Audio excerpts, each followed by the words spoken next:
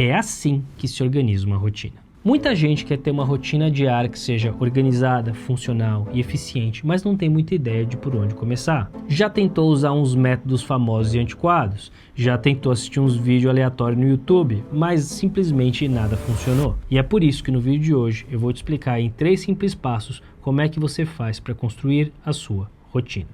Passo número 1. Se você não sabe o que você tem para fazer, não tem como sair uma rotina daí. Uma das coisas muito comuns que acontece é as pessoas têm uma ideia vaga de o que elas têm para fazer, identificaram mentalmente, sei lá, 60% das tarefas que elas têm, distribuem isso no tempo e elas se surpreendem quando os outros 40% aparecem e não dá tempo de fazer tudo.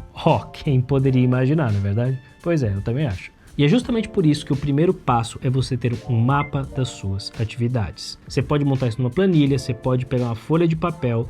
O lance é, anota simplesmente todas as coisas que você tem para fazer, no seu trabalho, na vida pessoal, em todas as áreas que são relevantes para a sua vida, o mais extenso e completo possível. A maneira que eu faço isso, por exemplo, com os meus mentorados na minha mentoria de produtividade, eu tenho uma planilha de Excel em que eu vou preencher com eles que atividade é essa, que categoria pertence, com que frequência ela acontece, quais são os passos para a execução dessa atividade e quanto tempo ela dura, de uma forma bem exaustiva, que vai permitir com que a gente dê o próximo passo. Uma alternativa que eu tenho também, quando alguém tem uma atividade que ela é um pouco mais complexa e um pouco menos linear, a gente vai para o Obsidian e eu estruturo um canvas e a gente vai fazendo um fluxograma dessas atividades para a gente identificar essas prioridades maiores e conseguir ter uma forma um pouco mais sistêmica de olhar para essas duas coisas. São 2 caminhos que funcionam, é muito mais uma questão de o que faz mais sentido para o tipo de atividades que você tem no seu dia a dia. E uma vez que você faça isso, você está pronto para o passo número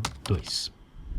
O problema da lista de tarefas é que ela frequentemente não é o suficiente, porque as pessoas olham para elas e elas têm preguiça, ou elas subestimam o tempo que aquilo demora, ou até elas não conseguem casar isso com o seu tempo efetivo. E o que frequentemente acontece é que esta lista de tarefas vira um baita de um cemitério totalmente não funcional e você abandona aquele negócio e, enfim, começa a se perguntar se ter uma lista de tarefas vale a pena para começo de conversa. E é justamente por isso que eu gosto da abordagem de caras como Cal Newport, que é um dos maiores estudiosos de produtividade que existem no mundo, que usa a abordagem dos blocos de tempo. A sua agenda não vai ser simplesmente um lugar onde você vai ter os seus afazeres de reuniões e coisas do tipo, ele vai ser também blocado por atividades. E assim você consegue estruturar o seu dia de uma forma mais eficiente. A maneira que eu faço isso, por exemplo, é colocar atividades de mais alta complexidade pela manhã, atividades criativas, atividades de pensamento profundo, atividades estratégicas, coisas que eu sei que são as mais relevantes para o meu negócio para frente.